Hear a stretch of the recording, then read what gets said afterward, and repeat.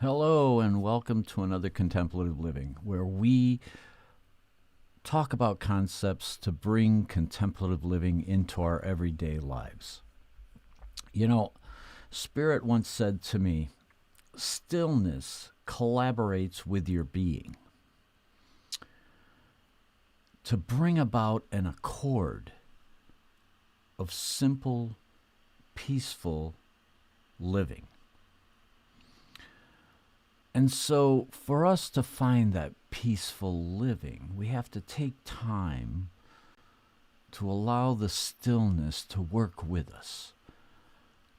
And one of the tools that I find best to work with our stillness is to establish an ideal. And so we're going to talk about establishing higher ideals in today's podcast. All right? So let's get to it. Welcome to Contemplative Living, where we view contemplations for the week to have a better understanding of our spiritual paths.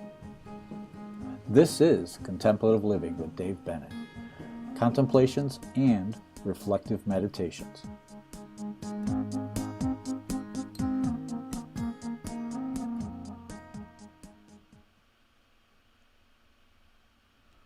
All right, so we're talking about living with our higher ideals.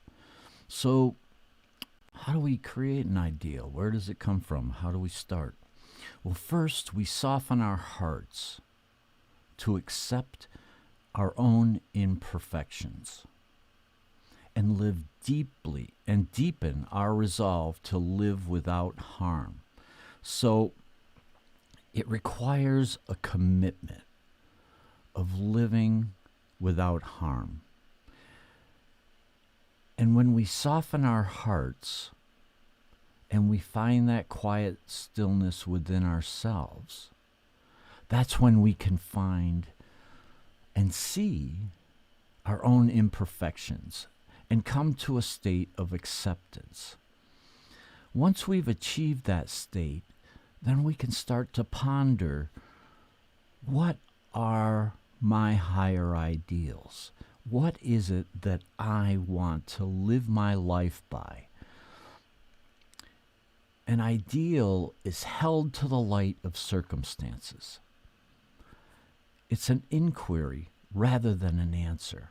So to set an ideal, we're setting something that is greater than us, that we know we can't really achieve in this life, but we know we can work toward it, because that's what's really important, is working toward our ideal. So, what type of higher ideals do we want to work toward? I kind of gleaned my ideals from spiritual experiences. So, I want to live with acceptance of myself, tolerance of situations and others, and to live with truth as much as possible. So those are some pretty high ideals. Can I live that way all the time? No, but I can work toward it. So I hold those ideals into the light of the circumstances that surround me. And then I can determine a path that resonates to that higher ideal. So ideals are not an invention, but an expression of the heart's core. It comes from deep within us. My ideal resonates with me, and it helps guide me. It helps me to throw it up against the wall and say, using that higher ideal, how am I going to move forward? How am I going to move into my day? So listen to the promptings of a sympathetic heart. So when we're establishing our ideal, use heart-centered concepts. Our heart goes out and is compassionate and is loving, because that's our true nature. That's our true self, is to be connected to that universal all-knowing love and compassion. And then to use that to set our higher ideals and to use that energy, use that potential to show us where to go. So living with our ideals is freeing. It's an alive expression of the moment. And and when we start to practice it, it can be a part of every moment. But it takes a little bit of discipline at first, but then you use it. It's kind of like your mantra. You use it to start your day. I start my day every day with my morning meditation and contemplations, and I bring my ideal into that. Because that's my base, that's my foundation. And so when I do that, I find it's like spreading your wings. It's like, you're this more than yourself. You're greater than yourself when you can live this way. So because we're connecting to that expansive consciousness that is the universe, we rise above the circumstances. Living with our ideals is amplified like ripples on the lake with simple mindfulness and the capacity to love. So just like we were just saying, being mindful through the course of the day, bringing our attention back to our mindfulness and knowing that we're using our ideals as a guidepost to kind of center our intentions, then we know that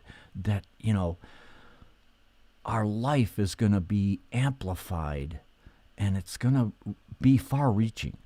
Because when we work within the power of the universal consciousness, that oneness of all, when we're in that flow, everything we do is amplified, and those ripples move outward in all directions all the time. So occupy the ground we stand on with compassion and with compassionate responses. Living heart-centered, having that compassionate heart, allows us to bring that compassion into everything that we do.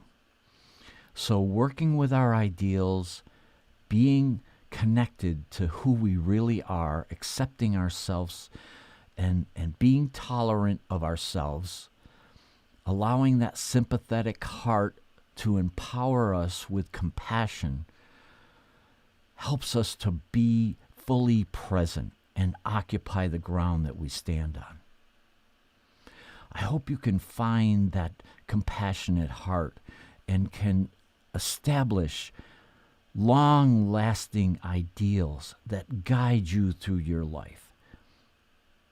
And I hope you find it and are able to work with it. Namaste.